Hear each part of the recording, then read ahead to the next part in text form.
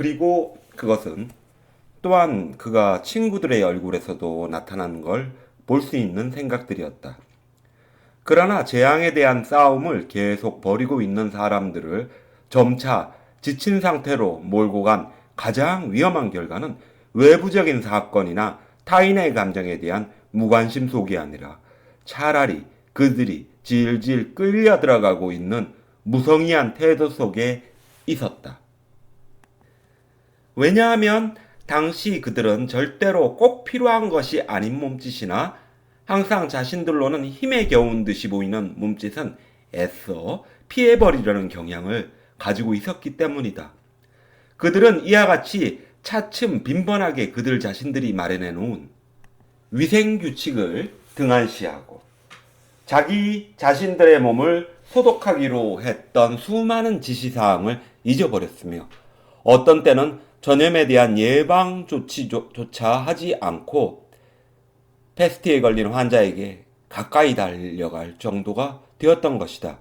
왜냐하면 그들은 자기가 들어가야 할 집이 비록 감염되었다는 사실을 마지막 순간에 알았다 해도 어떤 장소까지 되돌아가 필요한 소독약을 몸에 뿌린다는 일을 무엇보다도 아주 성가신 것으로 생각했기 때문이다. 이런 행동이야말로 실제로 위험한 일이었다. 그것은 패스트와 투쟁을 벌이려다가 오히려 패스트에게 상처를 입기가 가장 좋게끔 되는 결과를 초래하는 셈이었기 때문이다. 그들은 결국 유행에 운을 걸고 있었는데 아무도 유행을 바랄 수는 없는 법이었다. 그러나 이 도시에는 지쳤다거나 의기소침한 것처럼 보이지 않는 만족스럽고 생기에 넘치는 모습을 띠고 있는 사람이 한 명 있었다. 그는 바로 코타르였다. 그는 항상 다른 사람들과 접촉을 하면서도 여전히 거리감을 두고 홀로 있었다. 그는 타루가 일에 지장을 받지 않는 한 타루를 만나보기로 마음을 먹었는데 그것은 한편으로는 타루가 자기의 사건을 잘 알고 있었기 때문이기도 했고 다른 한편으로는 타루가 키 작은 그 연금 생활자를 변함없이 늘 친절한 태도로 대했기 때문이었다. 그것은 끝없이 계속된 기적이기도 했지만 타루는 그 자신이 그토록 힘든 일을 하고 있는데도 불구하고 항상 환대를 하는 태도로 마음을 써주었던 것이다. 어느 날 저녁 때는 뼈가 으스러질 정도로 피곤했다가도 이튿날만 되면 다시 새 기운이 나는 것이었다. 그 사람하고는 얘기가 되지요. 왜냐하면 그는 정말 사나이니까요. 언제나 이해심이 깊어요. 코타르가 랑베르에게 말한 적이 있었다. 이와 같은 이유 때문에 그 시기에 타루의 수기는 차츰 코타르라는 인물에 집중되고 있었다. 타루는 코타르가 자기에게 털어놓은 이야기나 자기 나름대로 해석을 덧붙인 이야기를 가지고 코타르의 반응과 그에 대한 고찰에 관한 일라표를 작성하려고 했다. 코타루와 페스토와의 관계라는 제목의 그 일람표는 수첩에 몇 페이지나 차지하고 있었는데 필자는 그것을 여기에 요약해서 소개하는 것이 유익하리라고 생각한다.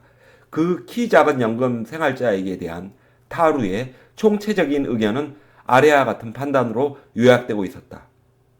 그는 성장하고 있는 인물이다. 외관상으로 볼 때 그는 기분이 좋은 가운데 성장하고 있었다. 그는 사건이 진행되는 상황에 대해 불평을 하지 않았다. 그는 이따금 타루가 보는 앞에서 다음과 같은 주석을 붙이면서 자기 생각이 밑바닥에 있는 것을 나타내 보이곤 했다. 확실히 더 잘 되어 가지는 않을 겁니다. 그러나 적어도 모든 사람들이 함께 당하고 있는 일입니다. 타루는 덧붙이고 있었다. 그도 다른 사람들처럼 위협을 받고 있지만 그러나 그는 다른 사람들과 함께 위협을 받고 있는 것이다. 그리고 또한 그는 내 확신에 의하면 자기가 패스트에 걸릴지도 모른다는 점을 신중하게 생각하고 있지도 않다. 그는 어떤 대단한 병이나 깊은 걱정에 사로잡혀 있는 사람은 그와 동시에 다른 모든 걱정과 질병에서 제외된다는 생각을 하며 살고 있는 것 같았는데 그걸 꼭 어리석은 생각이라고 볼 수는 없었다. 이러한 사실에 주의를 기울여 본 일이 있으십니까? 그는 나에게 물었다. 사람이란 여러 가지 병을 한꺼번에 알 수 없다는 사실 말이에요. 만약 당신이 중증의 암이나 심한 폐병 등과 같은 위중한 불치의 병을 가지고 있다고 상상해 봅시다. 당신은 결코 패스트나 장티푸스에 걸리지 않을 것입니다. 그것은 안 될 말입니다. 더욱이 이것은 더 광범위한 문제인데 암 환자가 자동차 사고로 죽는 걸 보신 일이 없을 테니까 말이에요. 사실이건 거짓이건 간에 이와 같은 생각은 코타르를 아주 즐겁게 만들어주고 있다. 그가 바라지 않는 단 한 가지 일은 다른 사람들과 떨어져 있는 일이다. 그는 홀로 죄수가 되어 있는 것보다는 모든 사람들과 함께 갇혀 있기를 더 좋아한다. 패스트와 함께 있으면 은밀히 조사를 받는 일도, 서류도, 카드도, 수수께끼 같은 지시도, 그리고 절박한 체포도 모든 게 문제가 되지 않는다. 쉽게 얘기해서 이제는 경찰도 없고 오래된 것이나 새로운 범죄도 없고 그리고 죄인이란 것도 없다. 다만 특사 중에서도 가장 자유재량적인 특사를 기다리고 있는 죄수들만 있으며 그들 가운데는 경찰관들 자신도 들어가 있는 것이다. 이처럼 역시 타르의 해석에 의하면 코타르는 시민들이 나타내 보이고 있는 괴로움과 혼란의 징조를 계속 말해보시오. 나는 이미 당신들보다 앞서 다 겪었으니까요. 라는 말로 표현할 수 있는 관대하고 이해성 있는 만족감을 가지고 생각할 만큼 충분한 근거를 가지고 있었다. 다른 사람들과 떨어져 있지 않기 위한 유일한 길은 결국 올바른 마음을 갖는 것이라고 아무리 내가 말해도 소용이 없었고 그는 아기의 찬 눈으로 나를 바라보면서 이렇게 말할 뿐이었다. 그러면 그런 조건이라면 아무도 그 누구와 함께 지낼 수 없습니다. 그리고 나서 덧붙였다. 잘 될 겁니다. 내가 장담하지요. 모든 사람들을 함께 묶어두는 유일한 방법은 그들에게 패스트를 안겨주는 것입니다. 당신의 주위를 살펴보세요. 그런데 사실 나는 그가 무슨 얘기를 하려고 하는지, 현재의 생활이 그에게 얼마나 편안하게 생각되는지 빤히 알고 있는 것이다. 왜 그가 한때 자기의 것이었던 여러 가지 반응들을 재빨리 알아보지 못한단 말인가? 세상 사람들을 모두 자기 편으로 만들어 보려고 누구나 애쓰는 그 노력. 사람들이 길을 잃고 헤매는 행인에게 간혹 길을 가르쳐 줄 때 베푸는 친절과 때로는 그들이 주는 불쾌한 기분. 사람들이 고급 식당으로 몰려드는 모습. 그곳에 들어가서 좋아라고 떠들어대는 그들의 만족감. 매일같이 영화관 앞에 줄을 짓게 하며 모든 연회장에서 댄스홀에 이르기까지 가득 채우고 모든 공공장소마다 퍼져 있는 무질서한 혼잡. 모든 접촉에 대해 물러나게 되는 감정. 그러면서도 다른 한편으로는 사람들을 다른 사람들에게로, 팔꿈치를 팔꿈치에게로, 이성을 이성에게로 밀어가는 인간적인 열기에 대한 이끌림. 코타르는 이 모든 것을 그들보다도 먼저 경험했던 것이다. 그것은 명백했다. 여자만은 예외였는데 왜냐하면 그 얼굴을 가지고서야. 그리고 내 추측에는 그가 막 계집들의 집에 가려고 마음을 먹었을 때 그는 나중에 혹시나 자기에게 끼칠지도 모르는 나쁜 종류의 일을 당하게 될까봐 이를 단념하고 말았을 것이다. 결국 패스트는 그에게서 목적을 달성한 것이다. 패스트는 고독하면서도 고독하기를 바라지 않는 사람들을 공범자로 삼는다. 왜냐하면 그는 하나의 공범자이며 그것도 즐거워하는 공범자이기 때문이다. 그는 눈에 보이는 모든 것, 즉 여러 가지 미신, 얼토당토 않는 공포, 그 불안한 영혼들의 감수성, 가능한 한 패스트에 관해서는 이야기를 하지 말자고 하면서 마침내는 그 이야기를 입 밖으로 내게 되는 버릇. 그 질병은 두통에서부터 시작된다는 것을 안 다음부터는 머리가 조금만 아프기만 해도 미칠 듯 새파랗게 되는 버릇. 그리고 초조하고 예민하고 말하자면 불안정한 망각을 모욕으로 변형시키고 짧은 바지의 단추 하나를 잃어버려도 슬퍼하는 그들의 감수성. 이 모든 것들의 공범자인 것이다. 타루는 저녁 때 코타루와 함께 외출하는 일이 자주 있었다. 그는 이어서 자기 수첩에서 어떻게 그들이 석양 무렵이나 컴컴한 밤중에 군중 속에 섞여 어깨를 나란히 한 채 드문드문 전등이 비치는 희고 검은 무리 속에 잠기면서 페스트의 냉기를 막아주는 열띤 쾌락을 향한 그 인간의 행렬과 함께 하고 있는가를 얘기했다.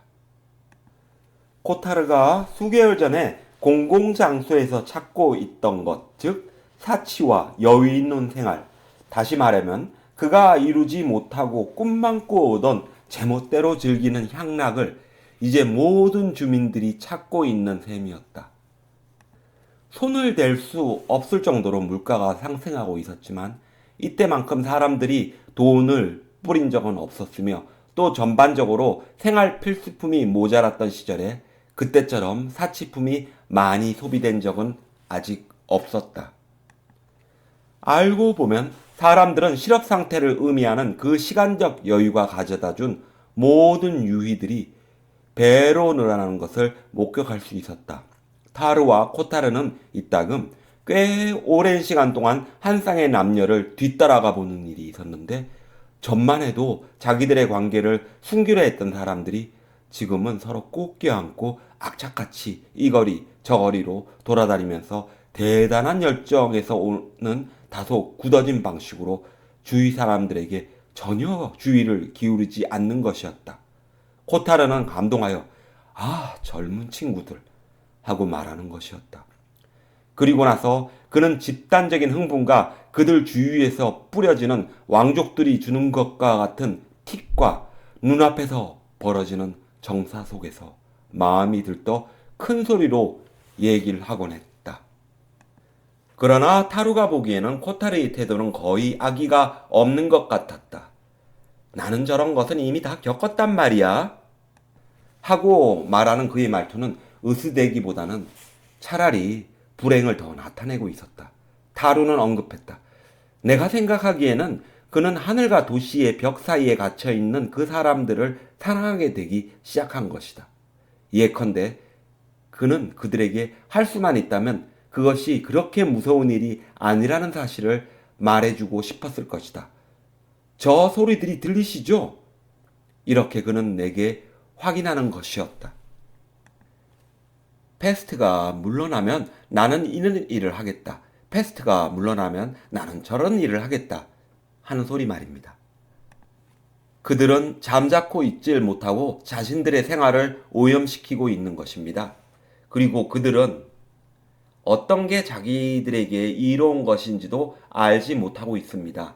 내가 나 자신이 체포된 후에 이런 것을 하겠다고 말할 수 있을까요? 체포는 하나의 시작입니다. 끝이 아니지요. 그 반면에 패스트는 내 생각을 털어놓을까요? 그들은 사태가 진행되는 대로 놓아두지 않으니까 불행한 것입니다. 그리고 나는 내가 무엇을 말하고 있는지를 모두 확실히 알고 말하는 것입니다. 타하루는 다시 덧붙여 써나가고 있었다.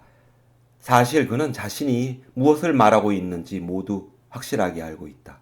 그는 오랑 시민들의 모순을 가차없이 비판하고 있다. 주민들은 자기들을 서로 친근하게 만들어주는 따뜻한 것을 절실히 느끼고 있으면서도 이와 동시에 서로 멀게 만드는 경계심 때문에 감히 자신을 내맡기지 못하고 있었다.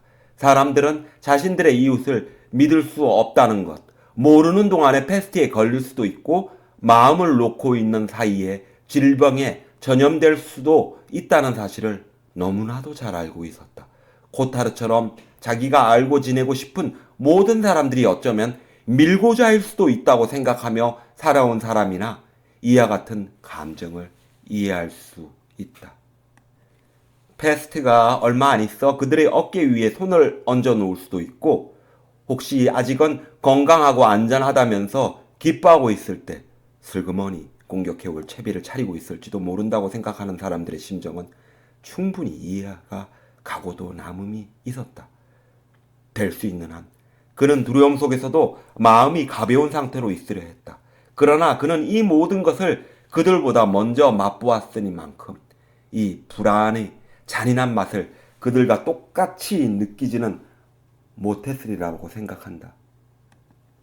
결국 아직은 패스트로 죽지 않고 있는 우리들 모두와 같이 그는 자신의 자유와 생명이 매일매일 부서지기 직전에 있음을 절실히 감지하고 있다.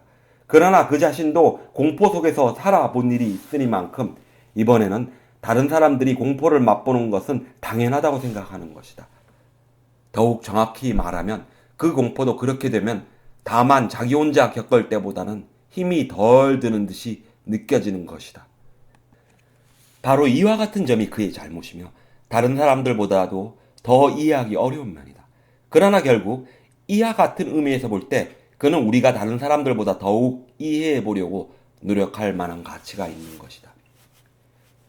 결국 타르가 쓴 기록은 어느 한 토막의 이야기에서 끝나고 있는데 이 이야기는 코타르와 패스트 감염자들에게 동시에 관계되는 이상한 의식을 훤히 밝혀주고 있다. 이 이야기는 그 시기에 어려웠던 분위기를 거의 그대로 보충해주고 있으며 필자가 이를 중요시하는 것은 바로 이와 같은 이유 때문이다. 그들은 오르페우스와 에우리디케를 공연하고 있는 시립 오페라 극장에 갔었다. 코타르가 타루를 초대했던 것이다. 패스트가 시작되던 봄에 이 도시에 들렀던 극단이 관계하고 있었다. 패스트 때문에 발이 묶인 그 극단은 부득이 오페라 극장 측과 협정을 맺고 매주 한 번씩 이 공연을 되풀이하기로 했던 것이다. 이렇게 해서 수개월 전부터 금요일마다 이 도시의 시립극장에서는 오르페우스의 음율적인 비탄과 에우리디케의 무력한 호소가 울리고 있었다. 그러나 그 공연은 여전히 사람들의 인기를 얻고 있었으며 공연을 할 때마다 큰 수입을 올리고 있었다. 제일 비싼 좌석에 앉은 코타로와 타루는 시민들 가운데에서도 가장 멋쟁이들로 초만원을 이룬 아래층의 일반석을 내려다볼 수가 있었다. 밀려오고 있는 사람들은 잘못하면 입장하지 못할까봐 눈에 띌 만큼 애를 쓰고 있었다. 무대 전면의 눈부신 조명 아래 악사들이 조용히 악기를 조율하고 있는 동안 사람들의 그림자가 자세히 드러났으며 이 줄에서 저 줄로 옮겨 다니거나 점잖게 허리를 굽히기도 하는 것이었다. 품위 있는 목소리로 나누는 나지막한 대화의 소음 속에서 사람들은 몇 시간 전만 해도 도시의 어두운 거리에서 갖지 못했던 마음의 안정을 되찾았다. 정장 차림의 옷이 패스트를 쫓아버렸던 것이다. 제1막이 공연되는 동안 계속 오르페우스는 아무 탈 없이 비탄의 소리를 질렀고 튜닉 차림의 몇몇 여자들이 그의 불행을 설명했으며 경과극의 형식으로 사랑의 노래가 불려졌다. 객석은 정중한 열기로 이에 반응을 보였다.